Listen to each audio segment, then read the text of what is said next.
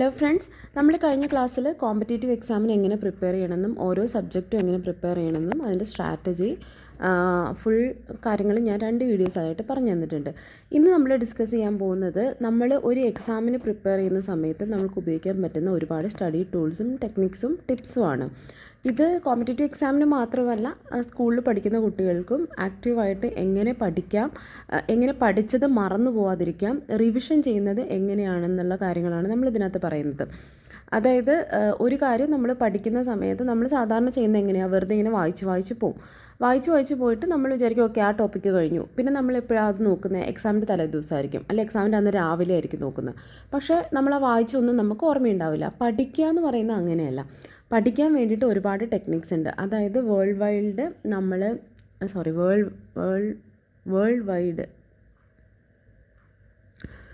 വൈഡായിട്ട് ഒരുപാട് ആൾക്കാർ യൂസ് ചെയ്യുന്നതും പ്രൂവൺ ആയിട്ടുള്ള ഒരുപാട് ടെക്നിക്സ് ഉണ്ട്.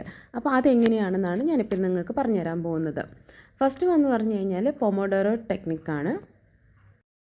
ഫസ്റ്റ് എന്ന് പറയുന്നത് പൊമോഡോറോ ടെക്നിക്കാണ്. പൊമോഡോറോ ടെക്നിക്ക് എന്ന് പറഞ്ഞാൽ ഭയങ്കര എഫക്റ്റീവായിട്ട് നമുക്ക് പഠിച്ചത് നമ്മുടെ തലയിൽ കയറാനും അതവിടെ റീറ്റെയിൻ ചെയ്യാനുമായിട്ട് ഉപയോഗിക്കുന്ന ഒരു ടെക്നിക്കാണ്.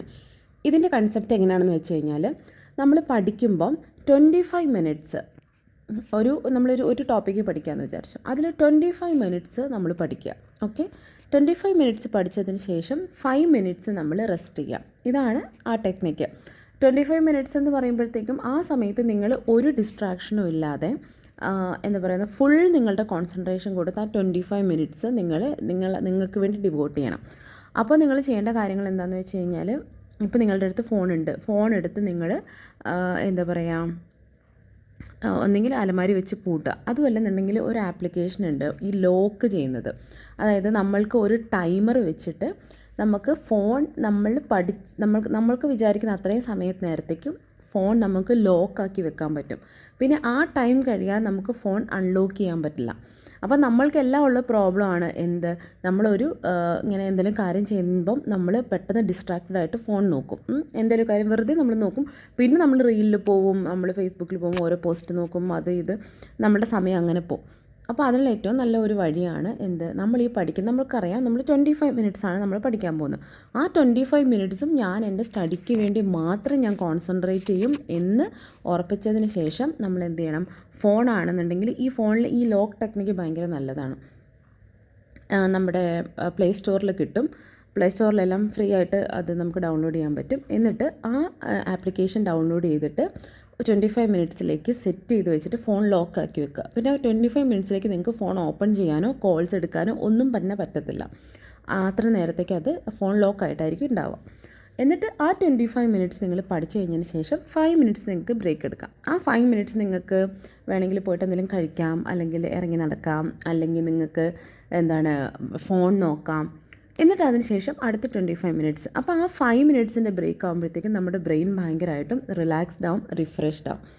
ഇത് ഭയങ്കര എഫക്റ്റീവാണ്. അത് 25 മാറ്റി നമുക്ക് ടൈം വേണമെങ്കിൽ നമുക്ക് കൂട്ടാം.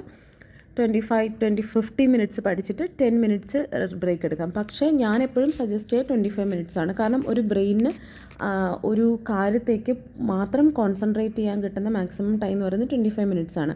അതിനുശേഷം ബ്രെയിൻ മടുക്കും, അതേപോലെ നമ്മൾ ഡിസ്ട്രാക്റ്റഡ് ആവും.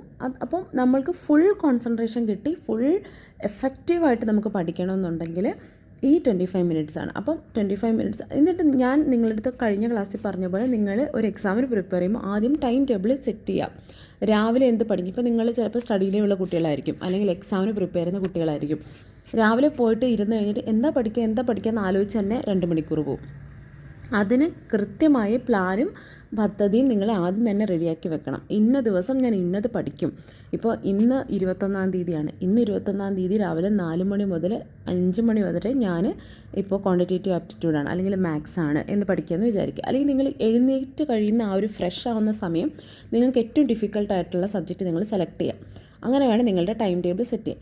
ആ ടൈം ടേബിളിൽ നമുക്കറിയാം ഇന്ന് നമ്മൾ മാത്സാണ്. മാത്സിൽ ഏത് ടോപ്പിക്കാണ് 21-ാം തീയതി പഠിക്കുന്നതെന്നും നിങ്ങൾ നേരത്തെ തന്നെ നോട്ട് ചെയ്ത് വെച്ചിട്ടുണ്ടായിരിക്കണം. കാരണം ടൈം ടേബിൾ ഉണ്ടാക്കുക എന്ന് പറഞ്ഞാൽ ഭയങ്കര ഇമ്പോർട്ടൻ്റ് ആണ്. ഇപ്പം എക്സാമുള്ള കുട്ടികളാണെന്ന് വിചാരിച്ചു, ഒരു മാസം കഴിഞ്ഞ് നിങ്ങൾക്ക് എക്സാമാണ്, അല്ലെങ്കിൽ 2 ആഴ്ച കഴിഞ്ഞ് എക്സാമാണ്. എന്താണ് സബ്ജക്ട്സ് നിങ്ങൾക്കറിയാം, അത് നിങ്ങൾക്ക് കവർ ചെയ്യാനുള്ള ടോപ്പിക്ക് ഇതൊക്കെയാണ്. അതിനെ നിങ്ങൾ ഓരോന്നായിട്ട് ഡിവൈഡ് ചെയ്യുക. അതായത് ഒരാഴ്ച കഴിയുമ്പോഴത്തേക്കും എത്ര സിലബസ് തീർക്കണം, അങ്ങനെ ഒരാഴ്ച കഴിഞ്ഞ് ഇത്ര സിലബസ് തീർക്കണം എന്നുണ്ടെന്നുണ്ടെങ്കിൽ ഞാൻ ഓരോ ദിവസവും എത്ര സബ്ജക്റ്റ് തീർക്കണം, ആ സബ്ജക്റ്റിൻ്റെ ഏതൊക്കെ ടോപ്പിക്ക് ഒരു ദിവസം തീർക്കണം എന്ന രീതിയിൽ നിങ്ങളതിനെ ഡിവൈഡ് ചെയ്തിട്ട് ശേഷം മാത്രമേ നിങ്ങൾ പഠിക്കാൻ വേണ്ടി ഇരിക്കാൻ പാടുള്ളൂ. അപ്പോൾ നമുക്കറിയാം, നമ്മളിന്ന് രാവിലെ 21-ാം തീയതി രാവിലെ 4 മണിക്ക് ഞാൻ പ്രിപ്പയർ ചെയ്യുന്നത് എന്ന് പറയുന്നത്, ഞാൻ 4 മണിയിൽ നിന്നൊരു എക്സാമ്പിൾ പറയുന്ന കേട്ടോ, നിങ്ങൾക്ക് ഇഷ്ടമുള്ള സമയം നിങ്ങൾക്ക് പഠിക്കാം. ചില കുട്ടികൾക്ക് രാത്രി പഠിക്കുന്നതായിരിക്കും അവർക്ക് സൗകര്യം. അവരങ്ങനെയാണ് അവർ ബിൽഡ് ചെയ്തിരിക്കുന്നത്. രാത്രി എത്ര നേരം വേണമെങ്കിലും അവർ പഠിക്കും. ചില കുട്ടികൾക്ക് രാവിലെ എഴുന്നേറ്റ് പഠിക്കും. നിങ്ങൾക്ക് നിങ്ങളുടെ കൺവീനിയൻസ് ഏതാണോ, നിങ്ങളുടെ ബോഡി എങ്ങനെയാണോ അതനുസരിച്ചുള്ള ഒരു രീതിയിൽ നിങ്ങൾക്ക് നിങ്ങളുടെ ടൈം ചൂസ് ചെയ്യാം. പക്ഷേ ടൈം ചൂസ് ചെയ്യുന്ന സമയത്ത് ഈ 25 മിനിറ്റ്സ് എന്നുള്ളത് മനസ്സിൽ വയ്ക്കുക. 25 മിനിറ്റ്സ് ഞാൻ പഠിക്കുക, എല്ലാ ഡിസ്ട്രാക്ഷനും എല്ലാ ചിന്തകളും ആ സമയത്ത് മാറ്റി വയ്ക്കുക. ആലോചിക്കുക, പഠിക്കാൻ പോകുന്നതിന് മുന്നേ ആലോചിക്കുക. വെറും 25 മിനിറ്റ്സ് മാത്രമേ ഞാൻ ഇതിന് വേണ്ടിയിട്ട് സമയം കളയുന്നുള്ളൂ. അതിന് ഞാൻ എൻ്റെ ഫുൾ കോൺസെൻട്രേഷനും എൻ്റെ ഫുള്ളായിട്ട് ഞാൻ ഇതിന് വേണ്ടിയിട്ട് ഡിവോട്ട് ചെയ്യും എന്ന് ഉറപ്പിച്ചതിന് ശേഷം പഠിക്കാൻ തുടങ്ങുക. ഓക്കെ, അടുത്തതെന്ന് പറയുന്നത് ഫിൻമാൻ ടെക്നിക്കാണ്. ഫിൻമാൻ ടെക്നിക്ക് എന്ന് പറഞ്ഞു കഴിഞ്ഞാൽ നമ്മൾ പഠിക്കുന്ന സമയത്ത് നമുക്ക് കുറച്ചും കൂടെ എളുപ്പമായിട്ട് നമുക്കിത് മനസ്സിലേക്ക് ഈസി ആയിട്ട് തലയിൽ കയറാൻ വേണ്ടിയിട്ടുള്ളൊരു ടെക്നിക്കാണ്. അത് നമ്മളെല്ലാവർക്കും അറിയുന്നൊരു കാര്യമാണ്. അതായത് നമ്മളൊരു കാര്യം പഠിച്ചു, ഇപ്പോൾ ഞാനൊരു ടോപ്പിക്ക് പഠിച്ചു കഴിഞ്ഞിട്ട് ഞാൻ എന്ത് ചെയ്യണമെന്ന് വെച്ചാൽ പുസ്തകം അടച്ചു വെച്ചിട്ട് ആ ടോപ്പിക്ക് ഒരു ചെറിയ കുട്ടിക്ക് നമ്മൾ പഠിപ്പിച്ച് കൊടുക്കുമ്പോൾ എങ്ങനെയായിരിക്കും. ഇപ്പം ഞാനിപ്പോൾ ഫോട്ടോസിന്തസിസ് എന്ന് ഞാൻ പഠിക്കുമ്പോൾ എനിക്കറിയാം ഫോട്ടോസിന്തസിസ് എന്ന് പറഞ്ഞു കഴിഞ്ഞാൽ ക്ലോറോഫിൽ വെച്ചിട്ട് ഓരോ ചെടികൾ ആഹാരം ഉണ്ടാക്കുന്നതാണ്. അപ്പോൾ അതിൻ്റെ പ്രോസസ്സെല്ലാം ഞാൻ പഠിക്കും. ഞാൻ എന്നിട്ട് ബുക്ക് അടച്ചു വെച്ചിട്ട് ഞാൻ എന്താ ചെയ്യേണ്ടത്, ഞാൻ ആ ഫോട്ടോസിന്തസിസ് എന്താണെന്ന് ഒരു ചെറിയ കുട്ടിക്ക്, ഒന്നും അറിയാത്തൊരു കുട്ടിക്ക് ഞാൻ പഠിപ്പിച്ച് കൊടുക്കുവാണെങ്കിൽ ഞാൻ എങ്ങനെ പറഞ്ഞു കൊടുക്കും, ആ രീതിയിൽ ഞാൻ അത് പറഞ്ഞു കൊടുക്കണം. നിങ്ങൾ പുസ്തകം അടച്ചു വയ്ക്കുക, നിങ്ങളൊരു ടോപ്പിക്ക് പഠിച്ചു, ചിലപ്പോൾ ഒരു പാരഗ്രാഫ് ആയിരിക്കും. ആ പാരഗ്രാഫ് പഠിച്ചതിന് ശേഷം വായിച്ചപ്പോൾ നമുക്ക് മനസ്സിലായല്ലോ കാര്യം. മനസ്സിലാവുമ്പോൾ നമ്മൾ വിചാരിക്കും ഓക്കെ ഞാൻ പഠിച്ചു. അങ്ങനെയല്ല, വായിച്ച് കഴിയുമ്പോൾ ജസ്റ്റ് നമ്മൾ മനസ്സിലാക്കുക മാത്രമേ ഉള്ളൂ. നമ്മൾ എന്നിട്ട് അതെന്ത് ചെയ്യണം, നമ്മളുടെ തലച്ചോറിൽ അത് സ്റ്റോർ ചെയ്യണം. അതിന് വേണ്ടിയുള്ള ടെക്നിക്കാണ് നമ്മൾ അപ്പോൾ തന്നെ അടച്ചു വെച്ചിട്ട് നമ്മൾ അതിനെ പറ്റിയിട്ട് പറയാം. ഇപ്പോൾ ഇതാണ്, അതിങ്ങനെയാണ് എന്നുള്ളത് പറയാം. ഇനി നിങ്ങളൊരു മാത്സ് പ്രോബ്ലമാണ് ചെയ്യുന്നത് വിചാരിച്ചോ, നിങ്ങൾക്ക് അതിൻ്റെ ടെക്നിക്ക് മനസ്സിലായി. നിങ്ങളൊരു ബുക്ക് എടുത്തിട്ട് നിങ്ങളൊരു കുട്ടിക്ക് ബോർഡിൽ എഴുതി പറഞ്ഞു കൊടുക്കുന്ന പോലെ നിങ്ങൾ പറയാം, ഇതാണ് ഇതിൻ്റെ ഫോർമുല, അപ്പോൾ ഈ പ്രോബ്ലം വരുമ്പോഴത്തേക്ക് എങ്ങനെ ചെയ്യണം, ഇതിങ്ങനെ ചെയ്ത് കഴിയുമ്പോൾ ഇങ്ങനെ എന്ന് നിങ്ങളോട് തന്നെ സംസാരിച്ചുകൊണ്ട്, പക്ഷേ നിങ്ങളുടെ മൈൻഡിൽ എന്തായിരിക്കണം, നിങ്ങളൊരു കുട്ടിയെ പഠിപ്പിച്ച് കൊടുക്കുന്ന പോലെ ആയിരിക്കണം നിങ്ങളതിനെ ചെയ്യേണ്ടത്. അങ്ങനെ ചെയ്യുമ്പോൾ നമുക്ക് ചില കാര്യങ്ങൾ നമ്മൾ മറന്നു. കാരണം നമ്മളപ്പോൾ വായിച്ചല്ലേ ഉള്ളൂ, നമുക്ക് ഓർമ്മയുണ്ടാകത്തില്ല. നമ്മൾ മറന്നു പോകുമ്പോൾ നമ്മൾ എന്ത് ചെയ്യണം, വീണ്ടും ബുക്ക് നോക്കിയിട്ട് അതെന്താണ്, എവിടെയാണ് നമുക്ക് ആ ഒരു നോളജ് ഗ്യാപ്പ് ഉള്ളത് എന്നുള്ളത് നമ്മൾ മനസ്സിലാക്കിയിട്ട് ഓക്കെ ഇതാണ് ഞാൻ വിട്ടുപോയത്. അല്ലെങ്കിൽ പഠിപ്പിച്ച് കഴിഞ്ഞിട്ട് നിങ്ങൾ ആ ടോപ്പിക് എടുത്ത് നോക്കിയിട്ട് നിങ്ങൾ ഓക്കെ ഞാൻ ഇതാണ് വിട്ടുപോയത് അപ്പം നിങ്ങളുടെ മൈൻഡിലേക്ക് അത് പോകുന്ന ആ ഒരു ഇതുണ്ടല്ലോ, ഇൻറ്റൻസിറ്റി ഭയങ്കര ഹൈ ഇൻറ്റൻസിറ്റിയിലായിരിക്കും അത് അവിടെ സേവ് ആവുന്നത്. ഓക്കെ, ഇത് ഭയങ്കര എഫക്റ്റീവ് ആയിട്ടുള്ളൊരു മെത്തേഡാണ്. നിങ്ങൾ ട്രൈ ചെയ്ത് നോക്കുക. പക്ഷേ നിങ്ങൾ പാർട്ടായിട്ട് വേണം നിങ്ങൾ പഠിപ്പിക്കാൻ വേണ്ടിയിട്ട് കുട്ടികളെ. അല്ലെങ്കിൽ എന്താ പറ്റുകയെന്നറിയോ, നിങ്ങൾ മറന്നു. ഇപ്പോൾ നിങ്ങളൊരു ഫുൾ ചാപ്റ്റർ കഴിഞ്ഞിട്ടാണ് നിങ്ങൾ പഠിപ്പിക്കാനായിട്ടിരിക്കുന്നതെന്ന് വിചാരിച്ചു, അപ്പോഴത്തേക്കും നിങ്ങൾ മറന്നു. സോ ഓരോ സബ് ടോപ്പിക്ക് പഠിക്കുമ്പോഴും പുസ്തകം അടച്ചു വെക്കുക, ഒരു കുഞ്ഞു കുട്ടീൻ്റെ മുന്നിലുണ്ട് എന്ന് വിചാരിച്ച് നിങ്ങൾ പഠിപ്പിക്കുക. നിങ്ങൾ തന്നെയാണ് കുട്ടി. അപ്പോൾ നിങ്ങളുടെ ഒരു ഇന്നർ ചൈൽഡ് അവിടെ ഉണ്ടാകും. നിങ്ങളൊരു കുഞ്ഞു കുട്ടിയായിരിക്കുമ്പോൾ എങ്ങനെ ഉണ്ടായിരിക്കും, ആ കുട്ടി അവിടെ ഉണ്ട്, ആ കുട്ടിക്ക് നിങ്ങൾ പഠിപ്പിച്ചു കൊടുക്കുകയാണ് എന്ന രീതിയിൽ നിങ്ങളത് ചെയ്യണം. എന്നിട്ട് ആ സബ് ടോപ്പിക്ക് കഴിയുമ്പോഴത്തേക്ക് അടുത്ത സബ് ടോപ്പിക്, അങ്ങനെ ഇത് ഒരു ടോപ്പിക്. ഇതൊരു മെത്തേഡ്. ഇനി വേറൊരു മെത്തേഡ് ഉണ്ട്. രണ്ടും നിങ്ങൾക്ക് ട്രൈ ചെയ്ത് നോക്കാം. ഓക്കെ, രണ്ടാമത്തെ മെത്തേഡ് എന്ന് പറഞ്ഞു കഴിഞ്ഞാൽ ആക്റ്റീവ് റീകോൾ എന്നാണ് പറയുന്നത്. ആക്റ്റീവ് റീകോൾ എന്ന് പറഞ്ഞു കഴിഞ്ഞാൽ നിങ്ങളിപ്പോൾ ഇതുപോലെ പുസ്തകം വായിച്ചു കഴിയുമ്പം നേരത്തെ ഞാൻ പറഞ്ഞതിൻ്റെ വേറൊരു രൂപമാണിത്. അതായത് നിങ്ങൾ മനസ്സിലായ കാര്യം നിങ്ങൾ എഴുതി വെക്കുക. നിങ്ങൾ പോയിൻറ്റ്സ് ആയിട്ട് എഴുതി വെക്കുക. എഴുതി വെക്കുമ്പോഴത്തേക്കുള്ള ഗുണം എന്താണെന്ന് വെച്ച് കഴിഞ്ഞാൽ, നമ്മൾ ഈ എഴുതുന്ന സമയത്ത് ഞാൻ നേരത്തെ പറഞ്ഞ പോലെ നമ്മളുടെ മൈൻഡും നമ്മൾ ഈ എഴുതുന്ന വിരൽത്തുമ്പുമായിട്ടുള്ള ആ ഒരു കണക്ഷൻ വരും. നമുക്ക് അതിനകത്തേക്ക് കൂടുതൽ എഫക്റ്റീവായിട്ട് നമ്മുടെ മൈൻഡിലേക്ക് അത് സ്റ്റോർ ചെയ്യാൻ വേണ്ടി സാധിക്കും. അപ്പോൾ നമ്മൾ എന്താ ചെയ്യേണ്ടത്, ഇപ്പോൾ ഒരു ചെറിയൊരു ടോപ്പിക്ക് പഠിച്ചു. ആ ടോപ്പിക്ക് പഠിക്കുമ്പോഴത്തേക്കും നമുക്ക് മനസ്സിലാവും ഇന്ന കാര്യം. അപ്പോൾ തന്നെ അടുത്തൊരു ബുക്കിനകത്ത് അത് എഴുതി കുറച്ച് മറ്റേ സാധാരണ ന്യൂസ് പ്രിൻറ്റ്സ് പോലെയുള്ള പേപ്പേഴ്സ് മേടിച്ച് വെച്ചാൽ മതി. അതിൽ എഴുതി വെക്കാം. നല്ല ഹാൻഡ് റൈറ്റിങ്ങിൽ എഴുതി വെക്കുക. സ്കൂളിൽ പഠിക്കുന്ന കുട്ടികൾ അല്ലെങ്കിൽ എക്സാമിന് പ്രിപ്പയർ ചെയ്യുന്ന, അതായത് നമ്മൾ കോളേജ് സ്കൂളിൽ പഠിക്കുന്ന എക്സാമിന് പ്രിപ്പയർ ചെയ്യുന്ന കുട്ടികൾ എപ്പോഴും ശ്രദ്ധിക്കേണ്ട കാര്യം, നിങ്ങളുടെ ഹാൻഡ് റൈറ്റിംഗ് എപ്പോഴും നല്ല പോലെ ആക്കാനായിട്ട് ശ്രദ്ധിക്കുക. അതിന് വേണ്ടിയിട്ട് എക്സാം പ്രിപ്പറേഷൻ സമയത്ത് തന്നെ ഈ നോട്ട്സ് എഴുതുമ്പോഴത്തേക്കും ഏറ്റവും വൃത്തിയായും മനസ്സിലാകുന്ന രീതിയിൽ എഴുതുക. എന്നിട്ട് നിങ്ങൾ എക്സാം എഴുതുന്ന സമയത്ത് എപ്പോഴും ഇതുപോലെ സബ് ടോപ്പിക്സ് ആയിട്ട് പഠിക്കുമ്പോഴുള്ള ഗുണം എന്താണെന്ന് വെച്ച് കഴിഞ്ഞാൽ, നിങ്ങൾ എക്സാം എഴുതുന്ന സമയം സബ് ഹെഡിങ്സ് ആയിട്ട് എഴുതുക. ഞാൻ കോളേജിൽ അസിസ്റ്റൻറ്റ് പ്രൊഫസറായിട്ട് വർക്ക് ചെയ്തിട്ടുണ്ട്. അപ്പോൾ ഞാൻ കണ്ടിട്ടുള്ള കാര്യമാണ്, നമ്മൾ പേപ്പർ വാല്യുവേഷൻ ചെയ്യുന്ന സമയത്ത് എല്ലാ ടീച്ചേഴ്സും പേപ്പർ അതിപ്പോൾ സ്കൂളിലാണെങ്കിലും കോളേജാണെങ്കിലും ഒക്കെ അങ്ങനെ തന്നെ, നല്ല ഹാൻഡ് റൈറ്റിങ്ങും അല്ലെങ്കിൽ കുറേ എഴുതിയ പിള്ളേർക്കും മാർക്ക് കിട്ടും. അതൊരു സത്യമായ കാര്യമാണ്. എന്നോട് തന്നെ ഞാൻ മുന്നേ ഒരു ഫസ്റ്റ് പഠിപ്പിച്ച ലോ കോളേജിൽ, അത് ആന്ധ്രയിലൊരു കോളേജ്, അവിടെയുള്ള ഒരു സ്റ്റുഡൻ്റ് എൻ്റെ അടുത്ത് വന്ന് പറഞ്ഞു, ഏതൊരു ഫിലിം പറഞ്ഞു, എനിക്ക് ഓർമ്മയില്ല, ആ ഫിലിമിൻ്റെ മാഡം ഞാൻ അതിൻ്റെ ഫുൾ സ്റ്റോറി എഴുതി വെച്ച് എനിക്ക് ഫുൾ മാർക്ക് കിട്ടിയല്ലോ എന്ന് പറഞ്ഞ്, അതായത് ഫൈനൽ എക്സാമിൻ്റെ കാര്യം. അപ്പോൾ അത് യൂണിവേഴ്സിറ്റിയിൽ നിന്നാണ് നോക്കുക, നമ്മളല്ല ചെക്ക് ചെയ്യുക എന്ന് പറഞ്ഞിട്ട് ഞങ്ങൾ പറഞ്ഞ് ചിരിച്ചു. അപ്പം ഈ പേപ്പറിൻ്റെ കട്ടിയും അതേപോലെ തന്നെ നമ്മളുടെ ഹാൻഡ് റൈറ്റിങ്ങും നമുക്ക് മാർക്സ് കിട്ടുന്നതിൽ വലിയൊരു പങ്കാണ് വഹിക്കുന്നത്. അത് ഞാനും കണ്ടിട്ടുണ്ട്. ഈവൻ എൻ്റെ റിലേറ്റീവ്സ് തന്നെ സ്കൂൾ ടീച്ചേഴ്സ് ഉണ്ട്, അപ്പോൾ അവർ പേപ്പേഴ്സ് ചെക്ക് ചെയ്യുന്നത് ഞാൻ കണ്ടിട്ടുണ്ട്. അങ്ങനെ ചെക്ക് ചെയ്യുമ്പോൾ ഞാൻ ശ്രദ്ധിച്ചിട്ടുള്ള കാര്യമാണ്, നല്ല ഹാൻഡ് റൈറ്റിംഗ് എന്ന് വെച്ചാൽ നല്ല ഹാൻഡ് റൈറ്റിംഗ് ഉള്ള കുട്ടികൾ ഇങ്ങനെ അടുക്കും ചിട്ടയോടെ നമ്മൾ എഴുതുമ്പോൾ, അതായത് എപ്പോഴും ഇപ്പോൾ എസ്സേ എഴുതാണ്, ഒരു ആൻസർ എഴുതുന്ന സമയത്തും അതിനെപ്പോഴും ആദ്യം ഒരു തലക്കെട്ട് കൊടുക്കാനും അതിനൊരു ചെറിയൊരു ഇൻട്രഡക്ഷൻ, അതിനുശേഷം ഒരു സബ് ഹെഡിങ് 1-2 സബ് ഹെഡിങ്, അതിനുശേഷം ചെറിയ ആൻസർ ആണെങ്കിൽ സബ് ഹെഡിങ്, പിന്നെ അതിനൊരു കൺക്ലൂഷൻ എന്ന് പറഞ്ഞ് കൊടുക്കാനായിട്ട് എപ്പോഴും ശ്രദ്ധിക്കുക. ഇല്ല നിങ്ങൾ വലിയ ഒരു സബ്ജക്റ്റാണ്, നിങ്ങൾ വലിയൊരു എസ്സേ എഴുതെങ്കിൽ മാക്സിമം സബ് ഹെഡിങ്സ് കൊടുത്ത് ലാസ്റ്റ് കൺക്ലൂഷൻ എഴുതാനായിട്ട് ശ്രമിക്കുക. അതിൽ കാരണം എല്ലാ ടീച്ചേഴ്സിനൊന്നും എല്ലാം മുഴുവൻ വായിച്ചൊന്നും മാർക്കിടാനുള്ള സമയങ്ങളിൽ ചില ടീച്ചേഴ്സ് അങ്ങനെ ചെയ്യാറുണ്ട്, പക്ഷേ മോസ്റ്റ്ലി അവർ ചെയ്യില്ല. സോ അതിനുവേണ്ടി അവർ ഈ പോയിൻറ്റ്സ് കാരണം ഇത്രയും പേപ്പേഴ്സ് അല്ലേ, ഇതെല്ലാവർക്കും പ്രത്യേകിച്ച് ഈ ഫൈനൽ എക്സാമിൻ്റെയൊക്കെ പേപ്പേഴ്സ് നോക്കുമ്പോഴത്തേക്കും ടീച്ചേഴ്സിൻ്റെ മൈൻഡ് സെറ്റ് എന്ന് പറഞ്ഞു കഴിഞ്ഞാൽ എങ്ങനെയല്ല ഇത് വേഗം തീർത്തിട്ട് വീട്ടിൽ പോകണമെന്നായിരിക്കും. അതുകൊണ്ട് നമ്മൾ ചിലപ്പം നമ്മൾ ഉള്ളിലിങ്ങനെ കട്ട കുത്തിയായിരിക്കും എഴുതിയിട്ടുണ്ടാവുക, പക്ഷേ ഉള്ളിൽ ഒരുപാട് എല്ലാം പ്രോപ്പറായിട്ടായിരിക്കും നിങ്ങൾ എഴുതിയിട്ടുണ്ടാവുക. പക്ഷേ നിങ്ങൾക്ക് മാർക്ക് കിട്ടാത്തതിൻ്റെ കാരണം എന്താണ്, നിങ്ങൾ പറയുന്നത് ഇവർക്കത് മനസ്സിലാവാത്ത രീതിയിൽ എഴുതുന്നതുകൊണ്ടായിരിക്കും. അതുകൊണ്ട് നിങ്ങൾ എപ്പോഴും ഹാൻഡ് റൈറ്റിംഗ് നല്ലതാക്കാനും എഴുതുമ്പം ഒരു സബ് ഹെഡിങ്സ് ആയിട്ട് തിരിച്ചിട്ട് എഴുതാനായിട്ടും എപ്പോഴും ശ്രദ്ധിക്കാം. അതിൽ നിങ്ങൾക്ക് പേപ്പേഴ്സ് കിട്ടുമ്പോഴും നിങ്ങൾ എഴുതിയ ഓരോ ടോപ്പിക്സും എല്ലാം ഉണ്ടോ, അങ്ങനെയാണെങ്കിൽ ടീച്ചേഴ്സിനോട് ചോദിച്ച് മാർക്ക് തിരിച്ച് മേടിക്കാനായിട്ട് ശ്രദ്ധിക്കുക. കാരണം പല ടീച്ചേഴ്സും അങ്ങനെ ചെയ്യത്തില്ല, അവർ പെട്ടെന്ന് ചുമ്മാ ഓടിച്ച് വിട്ടാണ് പോയിട്ട് മാർക്ക് ഇട്ടുന്നത്. ഏകദേശം അവർക്ക് ഐഡിയ ഉണ്ടല്ലോ ഒരു കുട്ടി എത്രയുണ്ടെന്ന്, അവരൊക്കെ ഉണ്ടാവും, അവരുടെ മൈൻഡിലൊരു കൺസെപ്റ്റ് ഉണ്ടാവും എല്ലാ കുട്ടികളെ പറ്റി, അത് വെച്ചിട്ടൊക്കെ ആയിരിക്കും ഒരു മാർക്ക് ഇടുക. അതുകൊണ്ട് തന്നെ നമ്മളെപ്പോഴും എഴുതുക, ഏറ്റവും നല്ല രീതിയിൽ എഴുതുക. അപ്പം ഈ ഒരു ടെക്നിക്ക്, ആക്റ്റീവ് റീകോൾ എന്ന് പറഞ്ഞ ടെക്നിക്കിൽ നിങ്ങൾക്ക് എന്താ ചെയ്യാൻ പറ്റുകയെന്ന് വെച്ച് കഴിഞ്ഞാൽ, പഠിച്ചതിന് ശേഷം നിങ്ങളതൊരു പേപ്പറിലേക്ക് ഇങ്ങനെ എഴുതി വെക്കുമ്പോഴത്തേക്കും നമുക്ക് എന്ത് പറ്റും, നമുക്കത് നമ്മൾ മൈൻഡ് നല്ലപോലെ രജിസ്റ്റർ ആവും. പിന്നെ നമ്മൾ എക്സാമിന് എഴുതുന്ന സമയത്ത് ഈ കൈ കഴയ്ക്കുക അല്ലെങ്കിൽ കുറച്ച് കഴിയുമ്പോൾ നമുക്ക് മടുക്കുമല്ലോ എഴുതുക, അങ്ങനെയുള്ള ബുദ്ധിമുട്ടുണ്ടാവില്ല. കാരണം നമ്മൾ സ്ഥിരമായിട്ട് എഴുതി നമുക്ക് പ്രാക്ടീസ് ആയിട്ടുണ്ടാവും.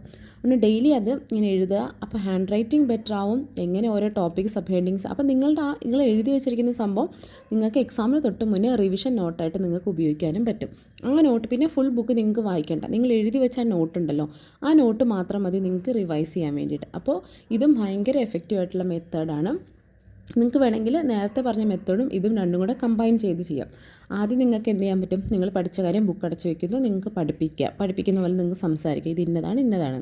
അതിനുശേഷം നമ്മൾ വീണ്ടും പുസ്തകം തുറന്ന് നോക്കുന്നു, ഓക്കെ ഇത് ഇന്ന ടോപ്പിക്സ് ഞാൻ വിട്ടുപോയി എന്ന് നിങ്ങൾക്ക് മനസ്സിലാവും. പിന്നെ നിങ്ങൾക്ക് എന്ത് ചെയ്യാൻ പറ്റും, നിങ്ങൾക്ക് മനസ്സിലായ കാര്യം ഉടനെ തന്നെ നിങ്ങളുടെ വേർഡ്സിൽ നിങ്ങളൊരു പേപ്പറിലോ അല്ലെങ്കിൽ ഒരു ബുക്കിലോ എഴുതി വെക്കുക. അത് ഇന്നതാണ്, ഓക്കെ ഇന്ന ടോപ്പിക്ക് അതിൻ്റെ സബ് ഹെഡിങ് ഇന്നതെന്ന് പറഞ്ഞിട്ട് എഴുതി വെക്കുക. അത് നിങ്ങളുടെ മനസ്സിൽ എന്നും രജിസ്റ്റർ ചെയ്യും. പിന്നെ നിങ്ങൾ റിവൈസ് ചെയ്യുന്ന സമയത്ത് നിങ്ങൾക്ക് ഭയങ്കരമായിട്ടും എഫക്റ്റീവ് ആയിരിക്കും. ഓക്കെ, ഇനി നമുക്ക് അടുത്തത് മൈൻഡ് മാപ്സും ചാർട്ട്സും. അതായത് ചില കാര്യങ്ങൾ നമുക്ക് ഈ ഓർമ്മയിൽ നിൽക്കാൻ വേണ്ടിയിട്ട് നമുക്ക് എന്ത് ചെയ്യാൻ പറ്റുമെന്നറിയോ, നമുക്ക് ഈ കഥകളായിട്ട് ഓർക്കാൻ പറ്റും. ഇപ്പം ഞങ്ങളൊക്കെ ലോ കോളേജിൽ പഠിക്കുന്ന സമയത്ത് നമുക്ക് ഒരുപാട് കേസുകളും ഇപ്പോൾ സെക്ഷൻസും ഒക്കെ നമുക്ക് ഓർക്കാനുണ്ടാവും. അപ്പോൾ ഒരു ടോപ്പിക്ക് നമുക്ക് പഠിക്കുന്ന സമയത്ത് നമുക്ക് എങ്ങനെയാണെന്ന് വെച്ചാൽ അതിൻ്റെ താഴെയുള്ള ഒരുപാട് കേസുകൾ നമുക്ക് ഓർക്കണം. എത്രത്തോളം കേസുകൾ എഴുതുന്നു അത്രത്തോളം നമുക്ക് മാർക്സ് കൂടുതൽ കിട്ടുന്നു. അപ്പം നമ്മൾ കൺസെപ്റ്റ് പഠിക്കുമ്പോഴൊക്കെ നമ്മൾ അതത് ഭയങ്കര വിയേർഡായിട്ടുള്ള രീതിയിലുള്ള കൺസെപ്റ്റ്, അതായത് നിങ്ങൾക്ക് എന്ത് ടോപ്പിക്കാണോ നിങ്ങൾക്ക് ഇൻട്രസ്റ്റ് ആ രീതിയിൽ നിങ്ങൾക്ക് ചിന്തിക്കാം. നമ്മളൊക്കെ ഭയങ്കര വിയേർഡായിട്ടൊക്കെ ചിന്തിച്ചിട്ട് നമ്മൾ പലതും നമ്മൾ കണക്ട് ചെയ്യാറുണ്ട്. ഇപ്പോൾ ഒരു എക്സാമ്പിൾ എന്ന് പറഞ്ഞാൽ എനിക്കിപ്പോൾ എക്സാമ്പിളൊന്നും വരുന്നില്ല, പക്ഷേ ഇപ്പോൾ ഒരു ടോപ്പിക്ക് കിട്ടുവാണ്, എന്താ ഇപ്പോൾ ഒരു ടോപ്പിക്ക് പറയാം, ഇപ്പോൾ മർഡറാണ് പഠിക്കുന്നതെന്ന് വിചാരിച്ചോ. 302 ആണ് പഠിക്കുന്നത്, 300 പഠിക്കാം. അപ്പോൾ 300 ഇപ്പോൾ 299, അതായത് കൾപ്പബിൾ ഹോമിസൈഡും മർഡറും ഉണ്ട്. അപ്പോൾ കൾപ്പബിൾ ഹോമിസൈഡ് എന്ന് പറയുന്നത് കൾപ്പബിൾ ഹോമിസൈഡിൻ്റെ കണ്ടീഷനും മർഡറിൻ്റെ കണ്ടീഷൻസും ചെറിയ ഡിഫറൻസേ ഉള്ളൂ. അത് മനസ്സിലാക്കാൻ വേണ്ടി നമ്മൾ എന്താ ചിന്തിക്കുക, നമുക്ക് ഇഷ്ടമില്ലാത്ത ഒരാളുണ്ട്. അപ്പോൾ നമ്മൾ കമ്പൈൻ സ്റ്റഡിയാണ് പഠിക്കുക കോളേജിൽ പഠിക്കുമ്പോൾ. നമുക്ക് ഇഷ്ടമില്ലാത്ത ഒരാളുണ്ടാവും. അപ്പം ഇഷ്ടമില്ലാത്ത ഒരാൾ നമുക്ക് ഇഷ്ടമില്ലാത്ത വേറൊരാളെ കൊല്ലുന്നു. ഇതാണ് നമ്മളുടെ കഥ. അങ്ങനെ വരുമ്പോഴത്തേക്കും എന്നിട്ട് ആ കഥയിലൂടെയാണ് നമ്മൾ പഠിക്കുക. ഇങ്ങനെ വരുമ്പോഴത്തേക്കും എന്താണ്, ഇന്ന ആൾ എക്സ് എന്ന് പറയുന്ന ആൾ വൈ എന്ന് പറയുന്ന ആളെ കൊല്ലുമ്പോഴത്തേക്കും എന്ത് കിട്ടും, എക്സ് ഇങ്ങനെയാവും. എന്നിട്ട് ഈ എക്സിനെ രക്ഷിക്കാനുള്ള വക്കീലായിട്ട് നമ്മൾ പോകും. അങ്ങനെ വരുന്ന സമയത്ത് നമ്മൾ ഈ സെക്ഷൻ ഇങ്ങനെ ഉപയോഗിക്കും. അപ്പം 299 ഈ കണ്ടീഷൻസാണ് നമ്മൾ ഉപയോഗിക്കുക. അപ്പോൾ ഓപ്പോസിറ്റ് വക്കീൽ ഇന്ന കണ്ടീഷൻ അങ്ങനെ എന്നൊക്കെ പറഞ്ഞ് നമ്മളിങ്ങനെ കണക്ട് ചെയ്ത് നമ്മളിങ്ങനെ പഠിക്കും. പിന്നെ ചില കേസിൻ്റെ പേരുകളൊക്കെ ഓർക്കുന്നത് ഇതുപോലെ ഭയങ്കര ഫണ്ണി ആയിട്ടുള്ള ഇതുപോലെ ആയിരിക്കും. ചിലപ്പോൾ ഭയങ്കര ഭയങ്കര വിയേർഡായിട്ടൊക്കെ നമ്മൾ തിങ്ക് ചെയ്യും. അത് നിങ്ങളുടെ ഇമാജിനേഷൻ എത്രത്തോളം ഉണ്ടോ അതുപോലെയൊക്കെ നിങ്ങൾക്ക് തിങ്ക് ചെയ്യാം. എങ്ങനെയൊക്കെ നിങ്ങൾക്കത് കണക്ട് ചെയ്യാൻ പറ്റുമോ ആ രീതിയിൽ കണക്ട് ചെയ്യാം. അങ്ങനെ മൈൻഡ് മാപ്സ് എന്ന് പറയും. ഇപ്പം നമ്മളിങ്ങനെ ഈ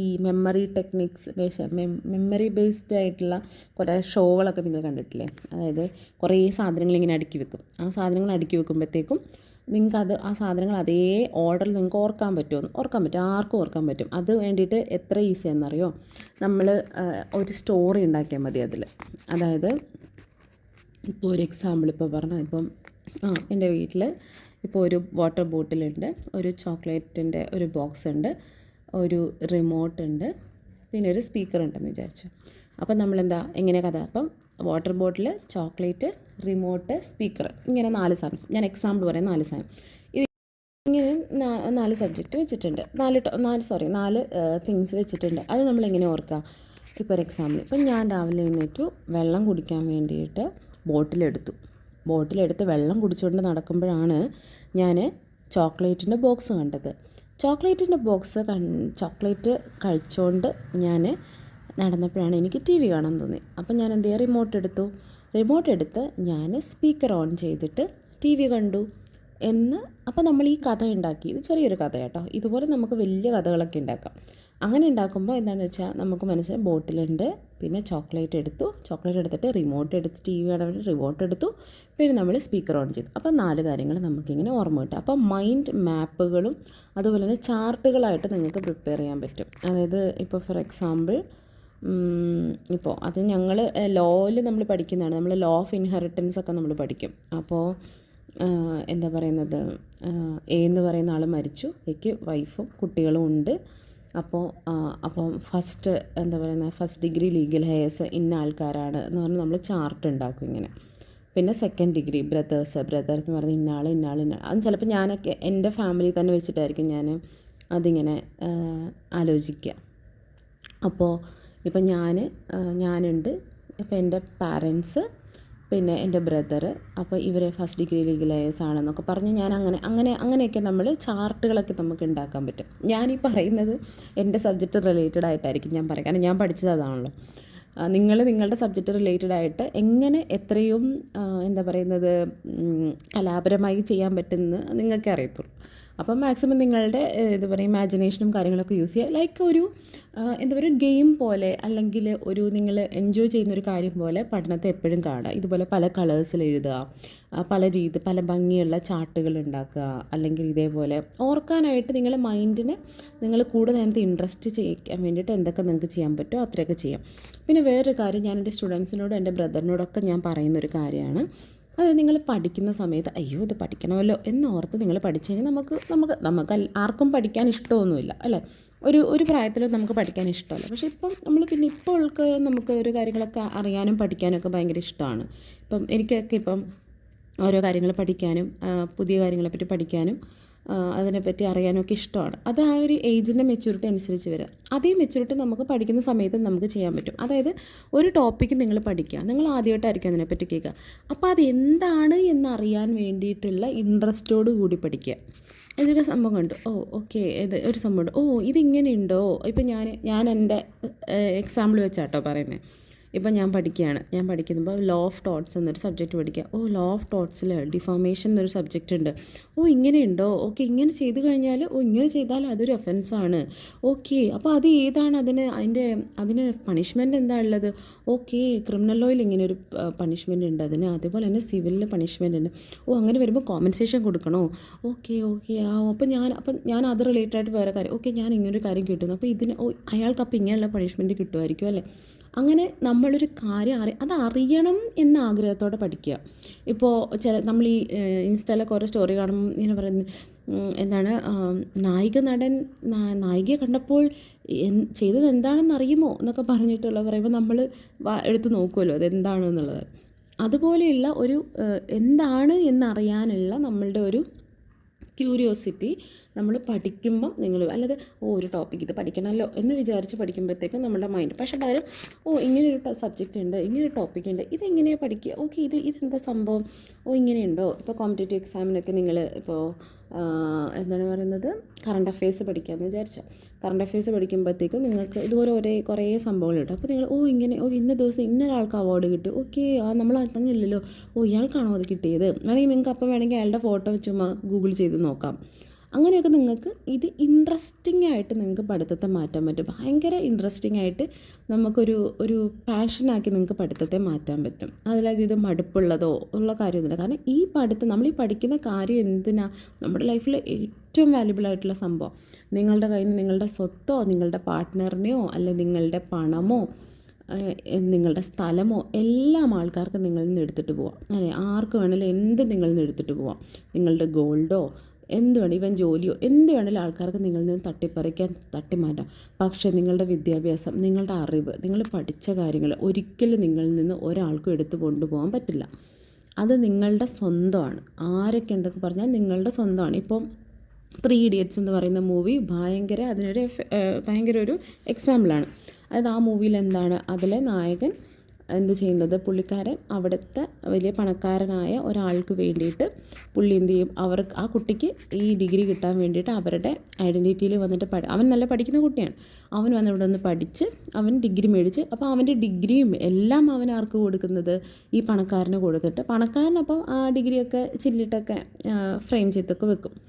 പക്ഷേ അങ്ങനെ അവനെല്ലാം നഷ്ടപ്പെട്ടു. അവൻ്റെ അത്രയും വർഷം 4 വർഷം പ്ലസ് അവൻ്റെ ഡിഗ്രി എല്ലാം ഈ പറയുന്ന കുട്ടിക്ക് നഷ്ടപ്പെട്ടു. അവൻ പണക്കാരന് വേണ്ടിയിട്ട്, പണക്കാരെന്ന് വെച്ച് കഴിഞ്ഞാൽ അവൻ്റെ മുതലാളിക്ക് വേണ്ടിയിട്ട് അവൻ ചെയ്യുന്നതാണ്.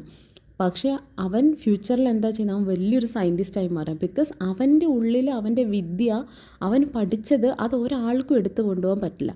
ഇപ്പോൾ ചെറിയ കുട്ടികളൊക്കെ ഉണ്ടെന്നുണ്ടെങ്കിൽ നിങ്ങൾ മനസ്സിലാക്കേണ്ട കാര്യം എന്താണെന്ന് വെച്ചാൽ, നിങ്ങൾ പഠിക്കുന്ന കാര്യം നിങ്ങൾ ലൈഫ് ലോങ് നിങ്ങളുടെ ഇൻവെസ്റ്റ്മെൻ്റാണ്. ഇപ്പോൾ നിങ്ങളുടെ ടൈം, നിങ്ങളുടെ പഠിത്തത്തിന് വേണ്ടി നിങ്ങൾ കൊടുക്കുന്ന ഇൻവെസ്റ്റ്മെൻറ്റ്, നിങ്ങളുടെ ജീവിതം മുഴുവൻ നിങ്ങളെ പ്രൊട്ടക്റ്റ് ചെയ്യാനും നിങ്ങളെ സഹായിക്കാനും നിങ്ങളെ എന്തിൽ നിന്നും, ഈ ലോകത്ത് നടക്കുന്ന എന്തിൽ നിന്നും നിങ്ങളെ കാത്തു രക്ഷിക്കാനായിട്ട് നിങ്ങളുടെ വിദ്യാഭ്യാസമാണ് നിങ്ങളെ സഹായിക്കുക, നിങ്ങളെ പ്രൊട്ടക്റ്റ്. വേറെ ഒന്നും ഈ ലോകത്ത് ഒരാൾ നിങ്ങളുടെ കൂടെ നിന്നില്ലെങ്കിലും നിങ്ങളുടെ വിദ്യാഭ്യാസം നിങ്ങളുടെ കൂടെ നിൽക്കും.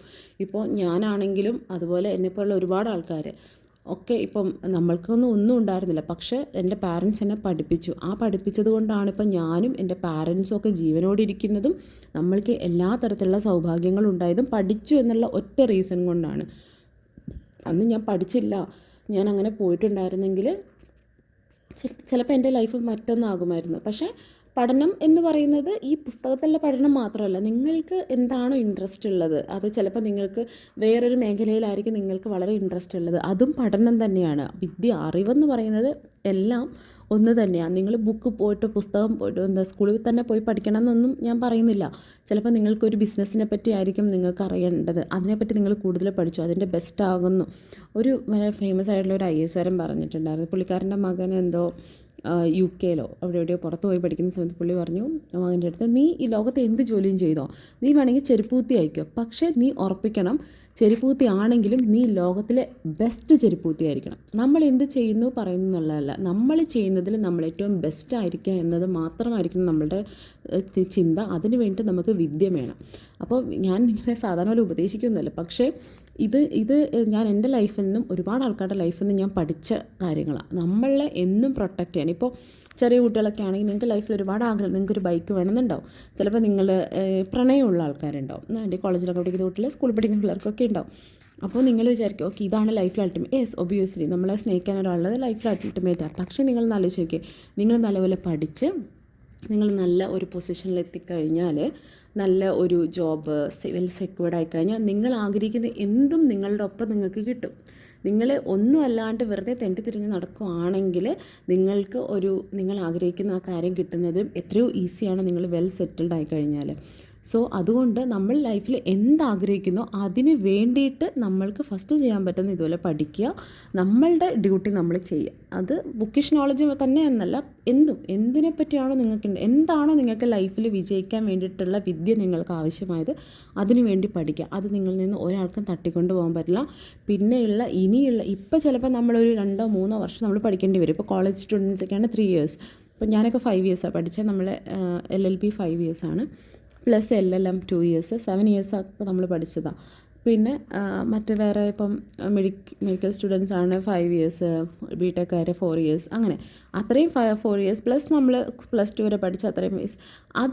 അതൊക്കെ എന്താണ്, ഇനിയൊരു 50-60 കൊല്ലം നമ്മൾ ഹാപ്പി ആയിട്ടും ഹെൽത്തി ആയിട്ടും സക്സസ്ഫുൾ ആയിട്ടും എല്ലാ ലക്ഷറീസും അനുഭവിച്ച് ജീവിക്കാൻ വേണ്ടി നമ്മളുടെ ഇൻവെസ്റ്റ്മെൻ്റ് ആണ് അത്. ഓക്കെ, ആ ഒരു സമയം നിങ്ങൾ പഠിക്കാൻ വേണ്ടി കൊടുക്കുന്ന സമയം നഷ്ടമായി എന്ന് വിചാരിക്കേണ്ട. ഇപ്പം നിങ്ങൾക്ക് ചിലപ്പം എക്സാം സമയത്തൊന്നും ഫ്രണ്ട്സിനോട് പുറത്ത് പോകാനോ വാട്സപ്പ് നോക്കാനോ ഒന്നും നിങ്ങൾക്ക് പറ്റത്തില്ലായിരിക്കും.